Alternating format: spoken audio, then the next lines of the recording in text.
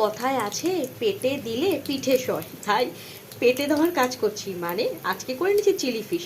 দেখো ফিশগুলো, ভেটকি মাছের টুকরোগুলোকে ভালো করে ম্যারিনেট করে ভেজে নিচ্ছি। দেখো লাল লাল করে, বেশ লাল লাল করে দুপিট ভেজে নিচ্ছি। এই দেখো মাছগুলোকে লাল লাল করে ভেজে নিয়েছি।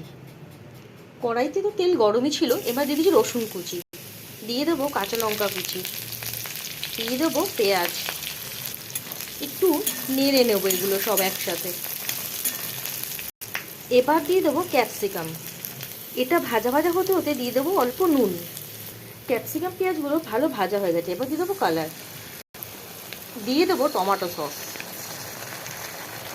গ্রেভিটা পুরো তৈরি। এবার আমি ভাজা মাছের টুকরোগুলোকে দিয়ে দেবো। ভালো করে একটু এদিক ওদিক নাড়িয়ে নেব। একটুখানি রাখলেই তৈরি আমাদের চিলি ফিশ।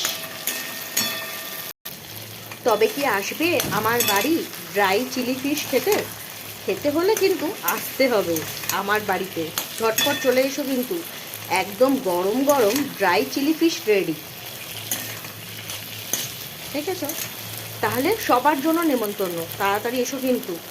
বেশি করিনি কিন্তু, এর জন্য বলছি তাড়াতাড়ি চলে এসো আর খেয়ে নাও গরম গরম চিলি ফিশ।